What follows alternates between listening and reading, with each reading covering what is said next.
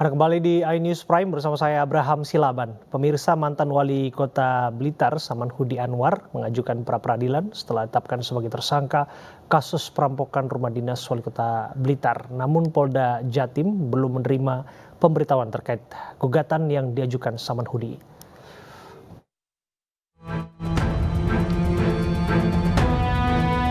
Upaya Samanhudi Anwar untuk mencari keadilan pasca penangkapan dan penetapan dirinya sebagai tersangka kasus perampokan rumah dinas wali kota Blitar belum ditanggapi serius pihak kepolisian. Hingga kini pihak Polda Jatim belum menerima pemberitahuan terkait gugatan pra-peradilan yang diajukan oleh mantan wali kota Blitar melalui kuasa hukumnya. Meski demikian, polisi menyebut pra-peradilan merupakan hak tersangka dan polisi siap untuk menghadapi gugatan tersebut. Kita belum ada pemberitahuan masalah itu, tapi pra itu merupakan hak tersangka. Ya, kita tetap akan hadapi. Demikian ya. Diketahui sebelumnya Samanhudi Anwar, mantan wali kota Blitar, ditangkap pada hari Jumat lalu. Dirinya diduga terlibat dalam perampokan rumah dinas wali kota Blitar Santoso, yaitu dengan memberikan informasi seputar kondisi rumah dinas termasuk tempat penyimpanan uang. Pada kasus ini, Samanhudi dijerat dengan pasal 365 KUHP junto pasal 56 dengan ancaman hukuman 12 tahun penjara. Saya kemudian kaget, tapi kemudian Yosua mengancam Yang Mulia. Kemudian istri saya menyampaikan dia kemudian melakukan perkosaan terhadap istri saya. Saya tahu kapan kamu bohong, kapan enggak. Cerita kamu nggak masuk di akal. Kalian karena buta dan tertuli, makanya saudara tidak mendengar dan tidak melihat.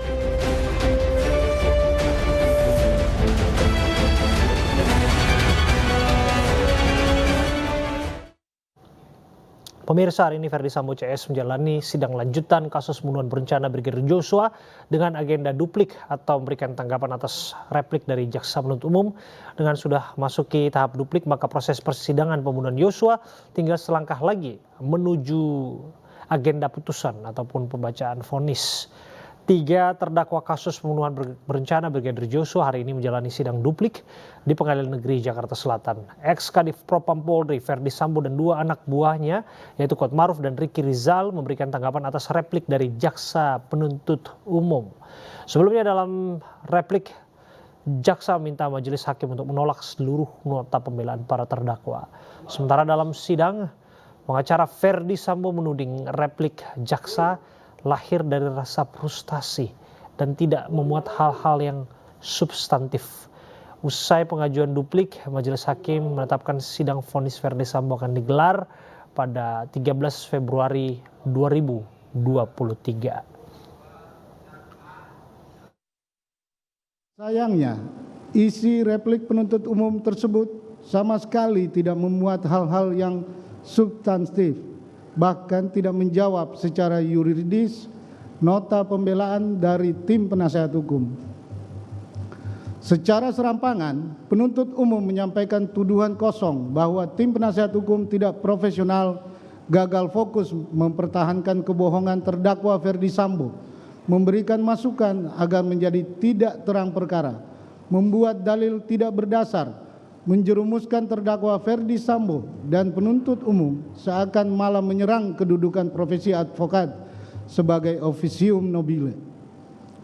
Tuduhan yang mencederai profesi penegak hukum tersebut tidak menyurutkan semangat tim penasehat hukum untuk menyajikan pembelaan berdasarkan fakta-fakta persidangan.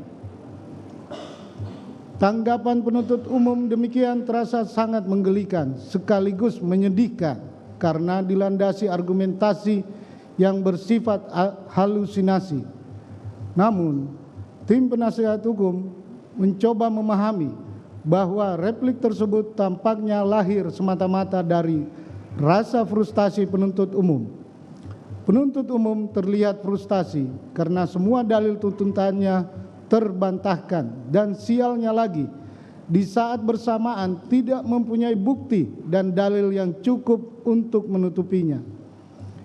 Yang tersisa hanyalah racauan atau semata-mata demi memenuhi syarat adanya tanggapan atas pledoi. Bahwa sepatutnya penuntut umum memeriksa dengan baik dan teliti setiap keterangan saksi-saksi, para ahli, dan terdakwa Ferdi Sambo selama persidangan, agar dapat secara utuh menilai kesesuaian fakta-fakta persidangan.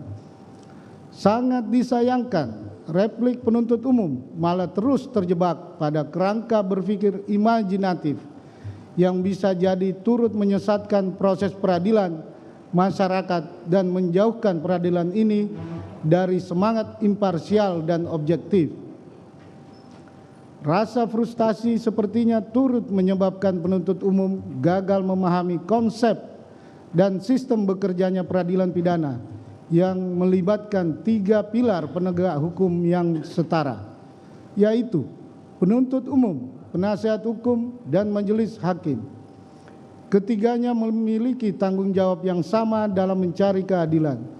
Namun sayangnya, semua dalil penuntut umum justru dibungkus dengan tuduhan imajinatif dan tidak berdasar, semata-mata untuk menutup ketidakmampuan penuntut umum menghadirkan bukti-bukti yang cukup.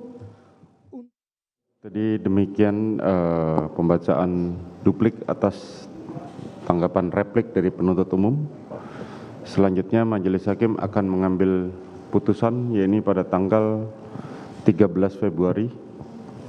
Pada terdakwa diperintahkan untuk kembali ke dalam tahanan. Sidang perkara nomor 796 Pit B 2022 atas nama terdakwa Ferdi Sambo dinyatakan ditutup.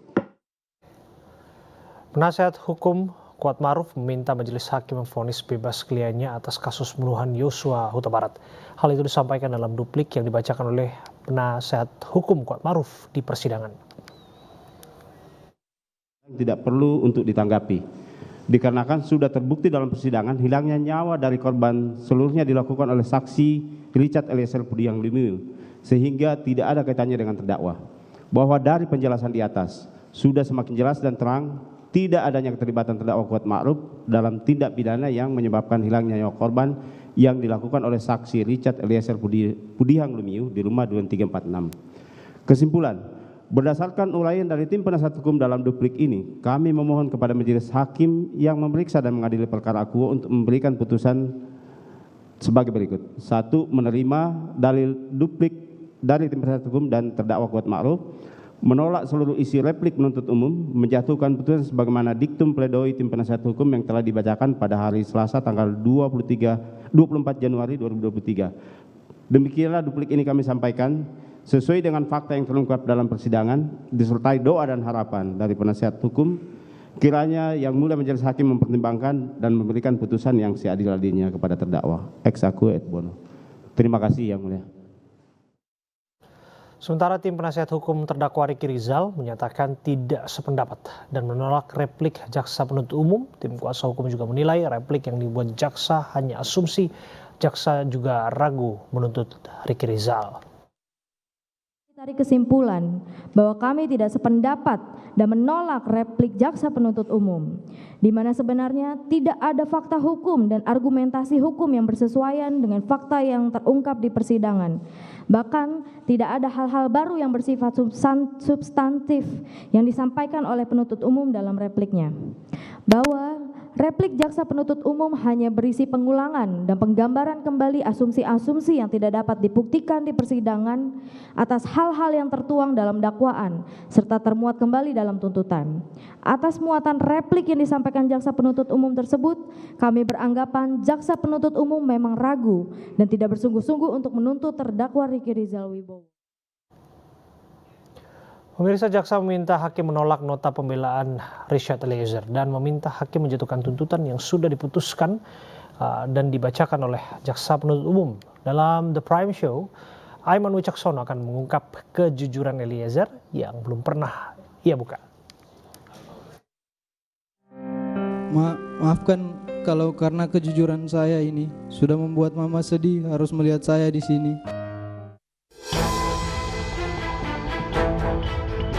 Penuntut umum memohon kepada majelis hakim yang memeriksa dan mengadili perkara ini untuk 1. menolak seluruh pledoi dan dari tim penasihat hukum terdakwa Richard Eliezer Budiang Lumiu.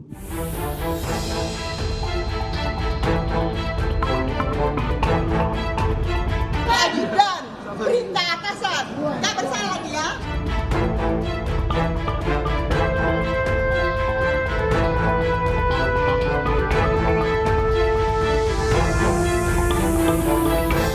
Sudah membuat mama sedih harus melihat saya di sini. Saya tahu mama sedih, tapi saya tahu mama bangga saya berjuang untuk terus menjalankan perkataan mama.